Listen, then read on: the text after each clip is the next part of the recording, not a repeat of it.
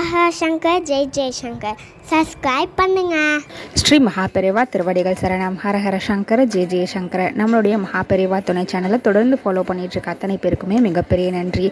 ஒரு தடவை மகாபெரிவாளை சந்திக்கிறதுக்காக வடநாட்டில் இருந்து ஒருத்தர் வந்திருக்கார். அவர் மனசுல ஒரு சந்தேகம் இருந்துட்டே இருக்கு. அதை புரிஞ்சுட்ட மகாபெரிவா, என்ன கேட்கணும்னு நினைக்கிறியோ கேளு அப்படின்னு சொல்றார். அந்த அன்பரும், நான் இந்த கேள்வியை நிறைய பேர்கிட்ட கேட்டிருக்கேன், ஆனாலும் யாரும் எனக்கு தெளிவான ஒரு பதிலை கொடுத்ததில்லை பெரியவா. ஆஞ்சநேயரை பத்தின ஒரு விளக்கம் தான் எனக்கு தேவைப்படுது. ஹனுமானுக்கு தென்னிந்தியாவில் காரமான மிளகு வடை மாலையா சாட்டுறாங்க, ஆனா நான் இருக்கக்கூடிய வடநாட்டிலேயோ ஜாங்கிரியே மாலையா செஞ்சு சாத்துறாங்க.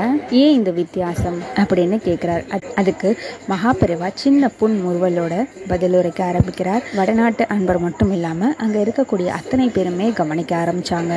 ஹனுமான் அப்படின்னாலே வெற்றி தான்.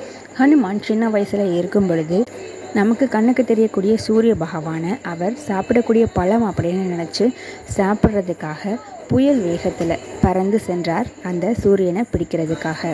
ஹனுமான் அப்படின்றவர் வாயுபுத்திரன் அல்லவா, அதனால வாயு வேகத்தில் பறந்து போய்கிட்டு இருக்கார். அந்த ஹனுமானை கிரகணம் பீடிக்கணும் அப்படின்றதுக்காக ராகு பகவானும் போறார். இப்படி இரண்டு பேருக்கும் நடக்கக்கூடிய போட்டியில ஹனுமானோட வேகத்துக்கு ராவனால ஈடு கொடுக்க முடியல. இப்படி இருக்கக்கூடிய இந்த சமயத்துல தான் ராகு பகவான் ஹனுமான் கிட்ட ஒரு வாக்கு கொடுக்கிறார். அது என்னன்னா, ராகுவான என்னால இந்த உலக மக்கள்ல யாருக்காவது தோஷங்கள் இருக்கு அப்படின்னா அவங்க எல்லாருமே எனக்குரிய தானியமான உளுந்துல பலகாரமா செஞ்சு அதை ஹனுமானுக்கு சாற்றும் பொழுது என்னால உண்டாகக்கூடிய தோஷங்கள் எதுவுமே அவங்கள நெருங்காது அப்படின்ற ஒரு வாக்கு கொடுத்திருக்கார். அதனால ராகுவால உண்டாகக்கூடிய எல்லா தோஷங்களையும் நீக்கிறதுக்கு ஹனுமானுக்கு உளுந்தினால் ஆன பலகாரம், அதாவது அது வடை மாலையா இருந்தாலும் சரி, ஜாங்கிரி மாலையா இருந்தாலும் சரி, மாலையா கட்டி சாற்றும் பொழுது ராகதோஷத்துல இருந்து விடுபடலாம். இதுதான் ஐதீகம் அப்படின்ற ஒரு பதிலை மகாபெரிவா சொன்னார். வடநாட்டு அன்பர் மட்டும் இல்லாமல் அங்கே சுற்றி இருந்த அனைவருக்குமே இது ரொம்ப ரொம்ப உபயோகமாக இருந்துச்சு.